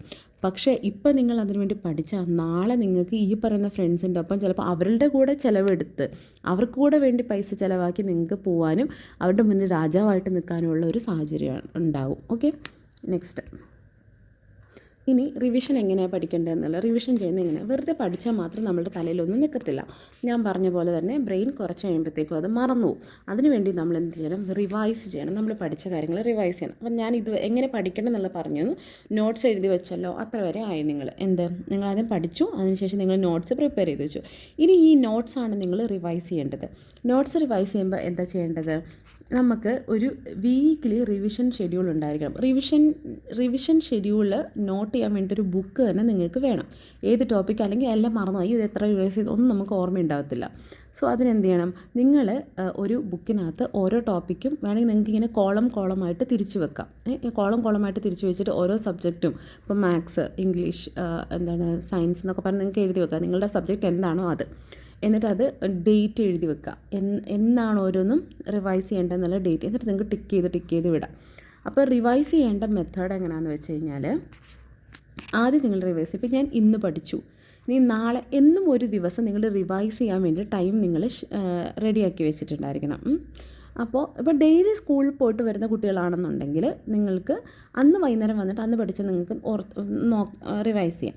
ഇല്ല നിങ്ങൾ എക്സാമിന് വേണ്ടിയിട്ടാണ് നിങ്ങൾ പ്രിപ്പയർ ചെയ്യുന്നത്, സ്പെസിഫിക്കലി പ്രിപ്പയർ ചെയ്യുന്നതെങ്കിൽ നിങ്ങൾക്ക് എങ്ങനെയാണെന്ന് വെച്ച് കഴിഞ്ഞാൽ, ഞാൻ ഇന്നിതിപ്പോൾ ഒരു ടോപ്പിക്ക് പഠിച്ചു, ഇപ്പോൾ എൻ്റെ മൈൻഡിൽ ഇതുണ്ട്, നാളെ ഞാൻ ഈ ടോപ്പിക്ക് വീണ്ടും റിവൈസ് ചെയ്യണം. നമ്മൾ എഴുതി വെച്ച ആ ഒരു ഇതുണ്ടല്ലോ, എന്താ പറയുന്നതിൻ്റെ നോട്ട്സ്, ആ നോട്ട്സ് നിങ്ങൾക്ക് വീണ്ടും റിവൈസ് ചെയ്യാം. അതിനുശേഷം എന്ത് ചെയ്യണം, 7 ദിവസം കഴിഞ്ഞ് നിങ്ങൾ പിന്നെ അത് റിവൈസ് ചെയ്യണം. പിന്നെ നിങ്ങൾ എത്ര ചെയ്യണം, 30 days 21 to 30 days കഴിഞ്ഞിട്ട് നിങ്ങൾ റിവൈസ് ചെയ്യണം. ഇങ്ങനെ റിവൈസ് ചെയ്ത് കഴിഞ്ഞാൽ നിങ്ങൾ ഒരിക്കലും മറക്കത്തില്ല. 21 day ചെയ്തോ, പിന്നെ അതിനുശേഷം 30 days ചെയ്തോ. ഞാൻ 21 or 30 ആണ്, ബട്ട് ഞാൻ 21ലും ഞാൻ ചെയ്യാറുണ്ട്. സോ ഈ ഒരു മെത്തേഡിൽ നമുക്ക് ചെയ്യാം. ഇല്ല നിങ്ങൾക്ക് കുറച്ചും കൂടി ഡിഫിക്കൽട്ട് ടോപ്പിക് ആണെന്നുണ്ടെന്നുണ്ടെങ്കിൽ നിങ്ങൾക്ക് ഫസ്റ്റ് ഡേ ചെയ്ത് അതിനുശേഷം 3rd day ചെയ്തിട്ട് 7th day ചെയ്തിട്ട് 21 days 30 days അങ്ങനെ നിങ്ങൾക്ക് ചെയ്യാം. അതൊരു മെത്തേഡാണ്. അപ്പോൾ നിങ്ങളുടെ മൈൻഡിൽ ഇതൊരിക്കലും നിങ്ങളുടെ നിന്ന് മറന്നു പോകാതെ നിങ്ങൾക്ക് എന്നും മൈൻഡിൽ സൂക്ഷിച്ച് വെക്കാൻ പറ്റും. അപ്പോൾ ഇന്ന് ടോപ്പിക്ക് പഠിച്ചു, ഒരു ദിവസം കഴിഞ്ഞിട്ട് അത് റിവൈസ് ചെയ്യുക. എന്നിട്ട് നാളെ പഠിക്കുന്ന ടോപ്പിക്ക് പിറ്റേ ദിവസം റിവൈസ് ചെയ്യുക. കഴിഞ്ഞിട്ട് പിറ്റേ ദിവസം, അങ്ങനെ ഓരോ ദിവസം പഠിക്കുന്ന ടോപ്പിക്ക് ആയിരിക്കണം പിറ്റേ ദിവസം റിവൈസ് ചെയ്യേണ്ടത്. എന്നിട്ട് ഒരു വീക്ക് കഴിയുമല്ലോ, ആ വീക്ക് കഴിഞ്ഞിട്ടുള്ള ആ ആഴ്ച സൺഡേ നമ്മൾ ആ പഠിച്ചത് മുഴുവൻ നമുക്ക് ആ ആഴ്ച നമുക്ക് റിവൈസ് ചെയ്യാം. എന്നിട്ട് നിങ്ങൾ അടുത്ത ദിവസം റിവൈസ് ചെയ്യുമ്പോൾ നമ്മൾ ഈ 7 ദിവസം കഴിഞ്ഞ് വരുന്ന ഓരോ ദിവസം കഴിയുമ്പോൾ ഇപ്പം മൺഡേ പഠിച്ച് നമ്മളെന്ന സൺഡേ നമ്മൾ റിവൈസ് ചെയ്യുമെന്ന് വിചാരിച്ചോ. ട്യൂസ്ഡേ പഠിച്ചത് നെക്സ്റ്റ് മൺഡേ, അങ്ങനെ നമ്മളത് പ്ലാൻ ചെയ്ത് നമ്മൾ റിവൈസ് ചെയ്യണം.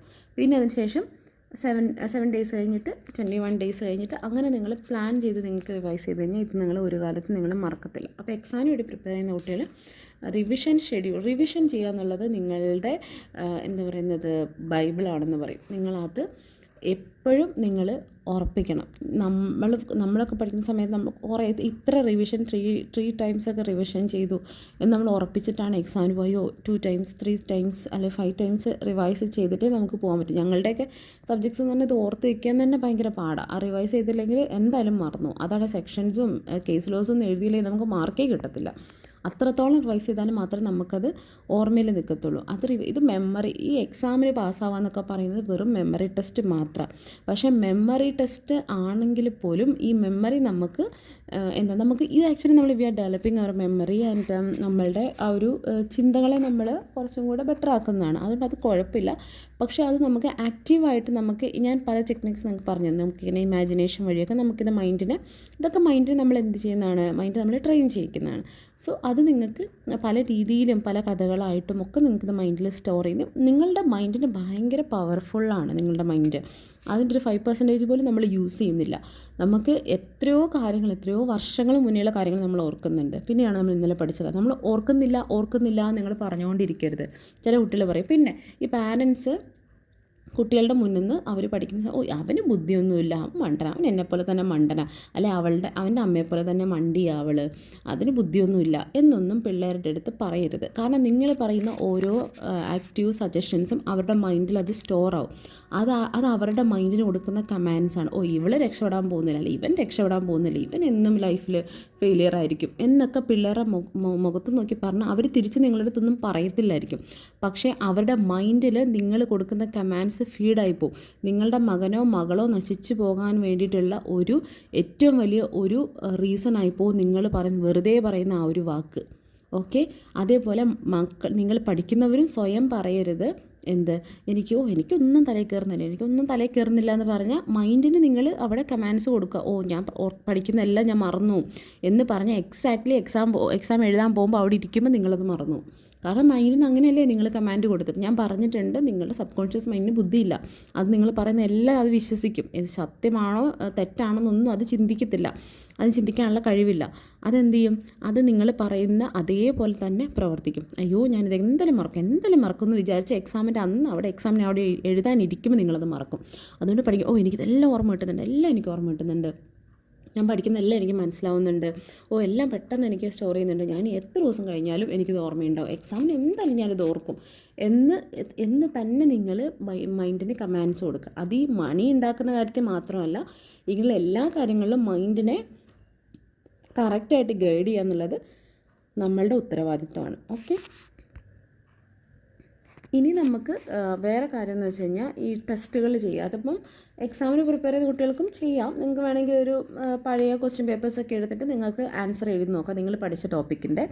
അതേപോലെ പിന്നെ കോമ്പറ്റേറ്റീവ് എക്സാംസ് ചെയ്യുന്ന ആൾക്കാർ നിർബന്ധമായിട്ട് മോക്ക് ടെസ്റ്റ് ചെയ്യണം. അത് ഞാൻ പറഞ്ഞത് ഡെയിലി മോക്ക് ടെസ്റ്റ് ചെയ്യണം.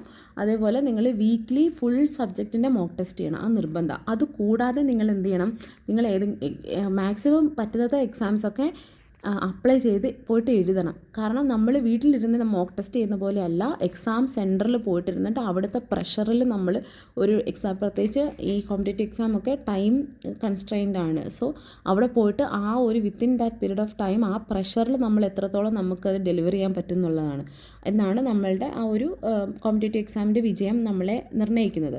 സോ നിങ്ങൾക്ക് എന്താ ചെയ്യാൻ പറ്റുക, മാക്സിമം എക്സാം എന്ത് എക്സാം, പ്യൂൺ എക്സാം ആയിക്കോട്ടെ, ക്ലർക്ക് എന്ത് എക്സാം ആയിക്കോട്ടെ, എക്സാം പോയി എഴുത്. ഞാൻ ഇത്രയും പഠിച്ചാണ്, ഞാൻ വലിയ എക്സാംസ് എഴുതും എന്നൊന്നും വിചാരിച്ചിരിക്കേണ്ട. ഞാനൊക്കെ എത്രയോ എക്സാംസ് എഴുതിയിട്ടുണ്ട്. എക്സാം എഴുതുന്നത് അത് കിട്ടാൻ വേണ്ടിയിട്ടൊന്നുമല്ല, നമുക്ക് ആ ഒരു പ്രഷറിൽ നമ്മൾ എങ്ങനെ അത് മാനേജ് ചെയ്യുന്നു എന്നാണ്. ഇതെല്ലാ കോമ്പറ്റേറ്റീവ് എക്സാമിനും ഈ പറഞ്ഞ സിലബസൊക്കെ തന്നെയാണ് ഉണ്ടാവുക. സോ അതുകൊണ്ട് തന്നെ നിങ്ങൾ പഠിച്ചത് അല്ലെങ്കിൽ നിങ്ങൾക്ക് ആ ഒരു നോളജ് ഗ്യാപ്പ് എത്രയുണ്ടെന്ന് നിങ്ങൾക്ക് മനസ്സിലാകാൻ പറ്റും. അല്ലെങ്കിൽ ഒരു പ്രഷർ വരുമ്പോൾ ഞാൻ എങ്ങനെയാണ് അതിനെ മാനേജ് ചെയ്യുക. കുറേ തവണ കുറേ എക്സാംസ് എഴുതും, നമുക്കിതൊന്നും അവസാനം ഒന്നും അല്ലാതാവും. അവസാനം നിങ്ങളുടെ ആ ഒരു ഫൈനൽ എക്സാം ഉണ്ടല്ലോ, നിങ്ങളുടെ ഡ്രീം ജോബ്, അത് എഴുതാൻ പോകുമ്പോൾ നിങ്ങൾ ഭയങ്കര കൂളായിട്ടായിരിക്കും നിങ്ങൾ പോയി എഴുതണം. ഞാൻ എത്ര എക്സാം എഴുതിയിരിക്കുന്നു എന്ന് പറഞ്ഞ് നിങ്ങൾ കൂളായിട്ട് പോയിട്ട് നിങ്ങൾക്ക് എക്സാം എഴുതാൻ പറ്റും. പിന്നെ നിങ്ങളുടെ എന്താ പറയുന്നത്, പെർഫോമൻസ് ട്രാക്ക് ചെയ്യുക, അത് നിർബന്ധമാണ്. നമ്മൾ എത്രത്തോളം പഠിച്ചു, ഈ പറയുന്ന മോക്ക് ടെസ്റ്റുകളുടെ മാർക്ക് ആദ്യം നിങ്ങൾക്ക് ചിലപ്പോൾ 1 മാർക്കായിരിക്കും കിട്ടുക, ചിലപ്പോൾ മൈനസ് കിട്ടുമായിരിക്കും, പിന്നെ 5 മാർക്ക് കിട്ടിക്കഴിഞ്ഞാൽ അതിൽ സന്തോഷിക്കുക. അതിനുശേഷം 10 മാർക്ക്, അങ്ങനെ ചിലപ്പോൾ നമ്മൾ ഈ പറയുന്ന പോലെ പല പല എക്സാംസ് എഴുതുമല്ലോ, ഒറിജിനൽ എക്സാംസും. അപ്പോൾ തന്നെ നമുക്ക് ചില നമ്മളുടെ കയ്യിൽ വ്യത്യാസം മനസ്സിലാവും. ഓക്കെ, ആദ്യം എനിക്ക് കിട്ടിയില്ല, ഇത്ര മാർക്സിന് വ്യത്യാസം, ഇപ്പോൾ പിന്നെ ശേഷം 1 മാർക്കിനാണല്ലോ പോയത്, 0.25 മാർക്കിനാണ് പിന്നെ എനിക്ക് പോയത്.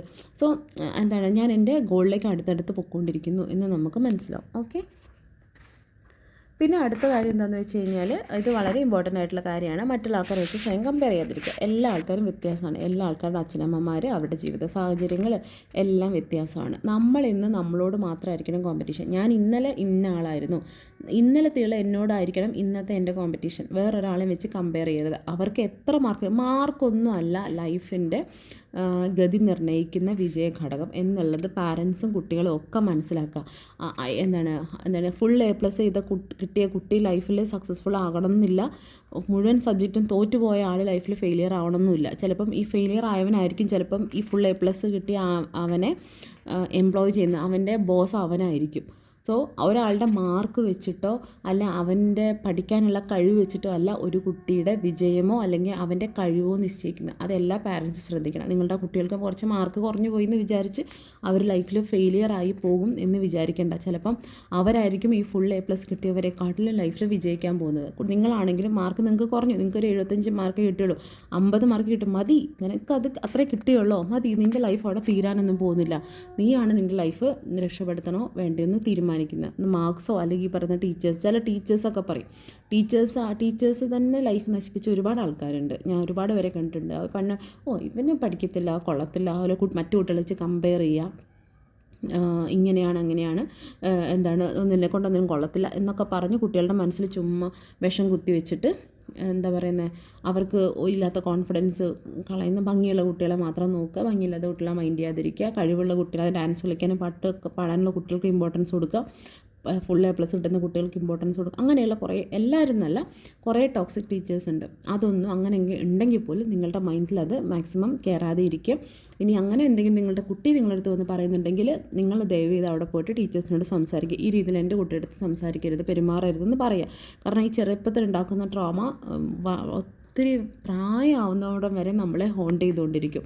അങ്ങനെയുള്ള അപ്പം നിങ്ങളും നിങ്ങളുടെ കുട്ടിക്ക് ട്രോമ ഉണ്ടാക്കി കൊടുക്കരുത് എന്ന് നിങ്ങൾ ആലോചിക്കുക. പാരൻസാണ് തള്ള ചവിട്ടിയ പിള്ളേക്ക് കേടില്ല എന്നൊക്കെ പറയുന്നത് വെറുതെ. പാരൻസ് കോസ് ചെയ്യുന്ന ട്രോമയാണ് ഇപ്പോഴുള്ള ജനറേഷനിലെ മിക്ക കുട്ടികളുടെ മെയിൻ പ്രശ്നം. പലരും ലൈഫിൽ ഫെയിലിയർ ആയി പോകാനും എല്ലാത്തിനോടും പേടി തോന്നാനും സ്വയം കോൺഫിഡൻസ് ഇല്ലാതാകാനും ലൈഫിൽ ഒന്നും എത്തിപ്പെടാൻ പറ്റാത്തതിൻ്റെ ഒരു മെയിൻ കാരണം പാരൻസ് കോസ് ചെയ്യുന്ന ട്രോമയാണ്. എൻ്റെ മകനല്ലേ, എൻ്റെ മകളല്ലേ, ഞാൻ എന്തും പറയും. നിങ്ങൾക്ക് നിങ്ങളുടെ മക്കൾ നിങ്ങളുടെ തന്നെ ബോഡിയിൽ നിന്ന് വന്നിട്ടുള്ള നിങ്ങളുടെ തന്നെ സ്വന്തം ശരീരത്തിൻ്റെ ഒരു പാർട്ടാണ് നിങ്ങളെ സംബന്ധിച്ചിടത്തോളം. ഇപ്പോൾ നിങ്ങളുടെ കൈ സ്വന്തം മുറിക്കാനായിട്ട് ചിലപ്പോൾ നിങ്ങൾക്ക് വലിയ കുഴപ്പമുണ്ടാകത്തില്ല. പക്ഷേ അവരെ സംബന്ധിച്ചിടത്തോളം അവരൊരു സെപ്പറേറ്റ് ഇൻഡിവിജ്വലാണ്. അവർക്ക് അവർ നിങ്ങളെ ഡിപ്പെൻഡ് ചെയ്താണ് ജീവിക്കുന്നത്. അപ്പം നിങ്ങൾ പറയുന്ന ഓരോ വേർഡ്സും നിങ്ങൾ വിചാരിക്കുന്നതിനേക്കാൾ കൂടുതലാണ് അവരെ മുറിപ്പെടുത്തുന്നത്. സോ ഒന്നും പറ്റില്ല, ഞാനല്ലേ പറഞ്ഞത്, കുഴപ്പമില്ല. പക്ഷേ അമ്മമാരും അച്ഛന്മാരും പറയുന്ന വേർഡ്സാണ് മക്കളെ ലൈഫ് ലോങ് ഏറ്റവും കൂടുതൽ ഹേർട്ട് ചെയ്യുന്നതും ഹോണ്ട് ചെയ്യുന്നതും. അത് എല്ലാ പാരൻസും ആലോചിക്കുക. ഒരിക്കലും വേറൊരാളെ വെച്ച് കമ്പയർ ചെയ്യരുത്. നിങ്ങളുടെ വൈഫും നിങ്ങളും അല്ലെങ്കിൽ നിങ്ങളുടെ ഹസ്ബൻഡും കൂടി ചേർന്നിട്ടുള്ള ബൈ പ്രൊഡക്റ്റാണ് നിങ്ങളുടെ കുട്ടി. അപ്പം നിങ്ങളെപ്പോലെ അവരുണ്ടാവുള്ളൂ, അല്ലാതെ അപ്പുറത്തെ വീട്ടിലെ ചേട്ടനെ പോലെ ആ കുട്ടി ഉണ്ടാവില്ല. അതുകൊണ്ട് ആ വീട്ടിലെ ചേട്ടനെ കുട്ടി നിങ്ങളുടെ കുട്ടിയായിട്ട് ഒരിക്കലും നിങ്ങൾ കമ്പയർ ചെയ്യരുത്. പിന്നെ നിങ്ങൾ സ്വയം കമ്പയർ ചെയ്യാതിരിക്കുക.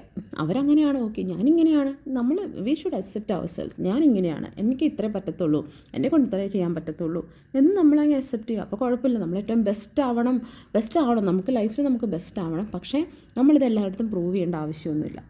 ഓക്കെ, പിന്നെ നിങ്ങൾ നല്ലപോലെ കിടന്ന് ഉറങ്ങുക എന്നുള്ളത് വളരെ ഇമ്പോർട്ടൻ്റ് ആണ്. 6 മണിക്കൂർ 7 മണിക്കൂർ ഉറങ്ങുക. പിന്നെ പഠിക്കുന്ന സമയത്ത് നമ്മൾ ചിലപ്പോൾ ഉറക്കം ഇച്ചിരി കുറയുമായിരിക്കും. പക്ഷേ അവൾ എക്സാം എഴുതുമ്പോൾ ചിലപ്പോൾ നമ്മൾ മറന്നു, ഈ ഉറങ്ങിയിട്ടില്ലെന്നുണ്ടെങ്കിൽ നമ്മൾ മറന്നു. മറന്നു പോകാനുള്ള സാധ്യതയുണ്ട്. മാക്സിമം ഉറങ്ങുക കേട്ടോ. പിന്നെ നല്ല ഭക്ഷണമൊക്കെ കഴിക്കുക, എക്സസൈസ് ചെയ്യുന്നത് നല്ലതാണ്. അപ്പോൾ എന്ന് വെച്ചാൽ ബ്രെയിനിന് ഭയങ്കരമായിട്ടും സ്റ്റിമുലേറ്റ് ചെയ്യാൻ പറ്റും. പിന്നെ ഈ പറയുന്ന അഫർമേഷൻസ് ഞാൻ ഇനിയുള്ള വീഡിയോസിൽ ചെയ്യാൻ നിങ്ങൾക്ക് പഠിക്കാനുള്ള അഫർമേഷനും കാര്യങ്ങളൊക്കെ എങ്ങനെയാണെന്നുള്ളത്. പിന്നെ അല്ലെങ്കിൽ യൂട്യൂബ് നോക്കിയാൽ നിങ്ങൾക്ക് കാണാൻ പറ്റും കുറേ അഫർമേഷൻസ് പഠിക്കാൻ നല്ല മാർക്ക് കിട്ടാൻ വേണ്ടി. പിന്നെ പഠിക്കുന്ന സമയത്ത് നിങ്ങൾക്ക് കോൺസെൻട്രേഷൻ വേണമെന്നുണ്ടെങ്കിൽ വൈറ്റ് മ്യൂസിക്, വൈറ്റ് നോയ്സ് എന്നൊക്കെ പറഞ്ഞിട്ട് യൂട്യൂബിൽ കുറേ വീഡിയോസ് ഉണ്ട്. എന്താണ് കോൺസെൻട്രേഷൻ ചെയ്യാനായിട്ടുള്ള കോൺസെൻട്രേഷൻ മ്യൂസിക് അല്ലെങ്കിൽ സ്റ്റഡി കോൺസെൻട്രേഷൻ മ്യൂസിക് എന്നൊക്കെ സെർച്ച് ചെയ്ത് കഴിഞ്ഞാൽ യൂട്യൂബിൽ അതിനുള്ള വീഡിയോസ് ഉണ്ട്. അത് ജസ്റ്റ് ഓൺ ചെയ്ത് വെക്കുക. അപ്പം നിങ്ങൾക്ക് അത് ഈ ശബ്ദ തരംഗങ്ങൾ നമ്മുടെ ബ്രെയിനിനെ ഭയങ്കരമായിട്ട് സ്റ്റിമുലേറ്റ് ചെയ്യും. ഞാനത് വെച്ചിട്ട് ഹെഡ്സെറ്റ് വെച്ചിട്ട് ആണ് ഞാൻ ഇപ്പോഴും പഠിക്കാറ്. ഞാനിപ്പോഴും പഠിക്കുന്നുണ്ട്. ഇത്ര ഏജിൽ മാത്രമേ പഠിക്കാൻ പറ്റുമെന്നൊന്നുമില്ല. അതിനിടയ്ക്ക് നമ്മുടെ 1-2 കമൻറ്റ്സ് ഞാൻ കണ്ടിട്ടുണ്ടായിരുന്നു. ഇപ്പോഴും പഠിക്കുന്ന ആൾക്കാർ, ഇപ്പോഴും ഡിഗ്രി പഠിക്കുന്ന, പണ്ട് പഠിക്കാൻ പറ്റാണ്ട് ഇപ്പോഴും പഠിക്കുന്ന ആൾക്കാരാണ്. ഞാൻ I am really proud of you guys. നിങ്ങളൊക്കെ അടിപൊളിയാണ് ലൈഫിൽ. എനിക്ക് നിങ്ങളെയൊക്കെ ഓർത്ത് ഭയങ്കര അഭിമാനം തോന്നുന്നുണ്ട്. ഇത്ര ഏജിലെ പഠിക്കാൻ പറ്റും എന്നൊക്കെ പറയുന്നത് വെറും മണ്ടത്തരങ്ങളാണ്. ഓക്കെ, അങ്ങനെയൊന്നുമില്ല. അങ്ങനെയൊക്കെ ആരെങ്കിലും പറയുന്നുണ്ടെന്നുണ്ടെങ്കിൽ അതൊക്കെ വെറും മണ്ടത്തരമാണ്. നമ്മളെ ചുമ്മാ ആൾക്കാർ പിന്നിലോട്ട് വഹിക്കുക. ഇപ്പം നമ്മുടെയൊക്കെ ഓഫീസിൽ എത്രയോ പ്രായമുള്ള ആൾക്കാർ, നമ്മൾ എത്രയോ ഏജ് ആണെങ്കിൽ പോലും നമ്മൾ പ്രൊമോഷൻ എക്സാം എഴുതണം, നമുക്ക് അടുത്ത ലെവലിൽ പോകണമെന്നുണ്ടെങ്കിൽ. അതൊക്കെ നമുക്ക് എത്ര 3-4 വലിയ കട്ടിയുള്ള ബുക്സ്, അതുകൂടാതെ നമുക്ക് എന്താ പറയുന്നത്, അടുത്ത ഒരു ഇൻക്രിമെൻറ്റ് കിട്ടണമെന്നുണ്ടെങ്കിൽ നമുക്ക് ചില എക്സാംസൊക്കെ നമുക്ക് ക്ലിയർ ചെയ്യണം. അതൊക്കെ വലിയ ബുക്സ് ഒക്കെ ഉണ്ട്. അതൊക്കെ നമ്മൾ എല്ലാവരും ഇതൊക്കെ പഠിച്ച് നമുക്ക് ഓരോ ദിവസവും നമുക്ക് 10-15 സർക്കുലേഴ്സും ഗൈഡ് ലൈൻസും ഒക്കെ വരും. അങ്ങനെയുള്ള ബണ്ടിൽസ് ഓഫ് കാര്യങ്ങളെല്ലാം പഠിച്ച് തന്നെയാണ് പ്രൊമോഷൻ എക്സാം എഴുതുന്നത്. അത് 35, 45, 50 വയസ്സുള്ള ആൾക്കാരൊക്കെ പഠിച്ചെഴുതി പാസ്സാവുന്നതാണ് പ്രൊമോഷൻ എക്സാം. അത് എത്രയോ ഡിഫിക്കൽട്ടായിട്ടുള്ള ടോപ്പിക്സാണ് പഠിക്കുന്നതെന്നറിയോ. അതൊക്കെ ആ ഏജിൽ അവർക്ക് പഠിക്കാനും പാസ്സാവാനും പറ്റുന്നുണ്ട്. പിന്നെ എന്തുകൊണ്ടാണ് നിങ്ങൾക്ക് പറ്റാത്തത്? നിങ്ങൾക്കും പറ്റും, എല്ലാവർക്കും പറ്റും. ഏത് ഏജിലും പഠിക്കാനും പാസ്സാവാനും എല്ലാം പറ്റും. അങ്ങനെ ആരും നിങ്ങളുടെ അടുത്ത് പറയുന്നുണ്ടെങ്കിൽ അത് വെറും മണ്ടത്തരാണ്. പോയി പണി നോക്കാൻ പറയാം. പിന്നെ എന്താണ്, സോഷ്യൽ മീഡിയ ഒഴിവാക്കുക. അതൊക്കെ നിങ്ങളെ കൊണ്ട് പറ്റുകയാണെങ്കിൽ ചെയ്യാം. ഓക്കെ, ചിലർക്കത് ചെയ്യാൻ പറ്റും, ചിലർക്കത് ചെയ്യാൻ പറ്റില്ല. ട്രൈ ചെയ്യാം. ചിലർക്ക് എന്താണ് ഈ പറഞ്ഞ പോലെ എന്താ പറയുക, ഞാനൊക്കെ എന്തെങ്കിലും ഒരു എക്സാമിന് പ്രിപ്പയർ ചെയ്യുന്ന സമയത്ത് ഞാൻ സോഷ്യൽ മീഡിയ ഒക്കെ ഡീആക്ടിവേറ്റ് ചെയ്ത് പോവുക ചെയ്യുക. കാരണം അല്ലാതെ ഇതിനകത്ത് കാണുമ്പോൾ ചിലപ്പം ചില ആൾക്കാരൊക്കെ ലൈഫിൽ ഇങ്ങനെയെന്ന് കേൾക്കുമ്പോൾ ചിലപ്പോൾ ഒരു ടെൻഷൻ തോന്നും. അങ്ങനെ എനിക്ക് ആരെയും ഒന്നിനെയും കാണണ്ട എന്ന് വിചാരിച്ചാൽ ഞാൻ നേരെ പഠിക്കാനൊക്കെ പോകാറുണ്ട്, ഡീആക്ടിവേറ്റ് ഒക്കെ ചെയ്ത് പോകാറുണ്ട്. പിന്നെ ഇതിൽ സ്റ്റഡി ഗ്രൂപ്പിൽ കമ്പൈൻ സ്റ്റഡി ഭയങ്കര എഫക്റ്റീവാണ്. അതുപോലെ തന്നെ നോട്ട്സ് ഉണ്ടെന്നുണ്ടെങ്കിൽ ഞാനീ പറഞ്ഞില്ല, നിങ്ങൾ ക്ലാസ് ഇങ്ങനെ പഠിപ്പിക്കുന്നതായിട്ട് നമ്മൾ ഫിൻമാൻ ടെക്നിക് പറഞ്ഞപ്പം അത് നിങ്ങൾക്ക് വേണമെങ്കിൽ റെക്കോർഡ് ചെയ്ത് വെച്ച് പിന്നെ നിങ്ങൾക്ക് വെറുതെ ഇരിക്കുമ്പോഴൊക്കെ കേൾക്കാം. അതും ഒരു ഇതാണ്. പക്ഷേ അത് ചിലപ്പോൾ കുറേ റെക്കോർഡിങ്സൊക്കെ വരും, നമുക്കത് ഓർമ്മയൊന്നും കിട്ടത്തില്ല. അത് വേണമെങ്കിൽ നിങ്ങൾക്ക് ചെയ്യാം. ചിലർക്ക് ഇങ്ങനെ ഓരോരുത്തരുടെയും ബോഡി വ്യത്യാസമാണ്. ചിലർക്ക് ഇങ്ങനെ കേൾക്കുന്നതായിരിക്കും കൂടുതൽ നിങ്ങൾക്ക് ഓർമ്മയുണ്ടാവുക, ചിലർക്ക് കാണുന്നതായിരിക്കും ഓർമ്മയുണ്ടാവുക. അപ്പോൾ നിങ്ങൾക്ക് ഏതാണോ എഫക്റ്റീവ് എന്ന് തോന്നുന്നു അതേ രീതിയിൽ നിങ്ങൾക്ക് ചെയ്യാം കേട്ടോ. പിന്നെ നിങ്ങൾ ഏതെങ്കിലും ടോപ്പിക്കൊക്കെ പഠിച്ച് പാസ്സായി കഴിഞ്ഞാൽ നിങ്ങൾക്ക് സ്വയം നിങ്ങൾക്ക് റിവാർഡ് കൊടുക്കാം. അതായത് ഞാൻ ഇന്ന് ഈ ടോപ്പിക്ക് കഴിഞ്ഞാൽ ഞാൻ ഇന്ന് ഈ സീരീസിലെ ഈ ഒരു ഭാഗം കാണും, അല്ലെങ്കിൽ ഞാൻ ഇന്നൊരാളെ ഫോൺ വിളിക്കും, അല്ലെങ്കിൽ ഇന്ന് ഞാനൊന്ന് സോഷ്യൽ മീഡിയ തുറന്നു നോക്കും. അങ്ങനെയുള്ള ചെറിയ റിവാർഡ്സ് നിങ്ങൾക്ക് തന്നെ കൊടുക്കാൻ പറ്റും. ഓക്കെ, പിന്നെന്താ, നമ്മൾ കൺസിസ്റ്റൻ്റ് ആയിരിക്കണം. നമ്മുടെ പ്രിപ്പറേഷൻ നമ്മൾ ബിലീവ് ചെയ്യുക, നമുക്ക് എന്തായാലും കിട്ടുന്നുള്ളത് ഉറപ്പിക്കുക, സ്വയം ഒരു വിശ്വാസം വേണം. അതുപോലെ തന്നെ എന്താൾക്കാരും പഠിക്കുന്ന ആൾക്കാരും എന്തായിരുന്നു, ആദ്യം ഒന്നും അറിയാതെ തന്നെയാണ് പഠിച്ചത്. എന്നിട്ട് നമുക്കിപ്പോൾ ഒരു കാര്യം അറിയില്ല എന്നുള്ളത് നിങ്ങളുടെ തെറ്റൊന്നുമല്ല. പക്ഷേ എന്തും അറിയാനുള്ള കഴിവും മനസ്സും നമുക്കുണ്ടല്ലോ, അത് മതി. ഓക്കെ, അപ്പോൾ താങ്ക് യു ഗൈസ്, അത്രയേ ഉള്ളൂ. So much guys. അപ്പോൾ അടുത്ത വീഡിയോയിൽ കാണാം. ബൈ.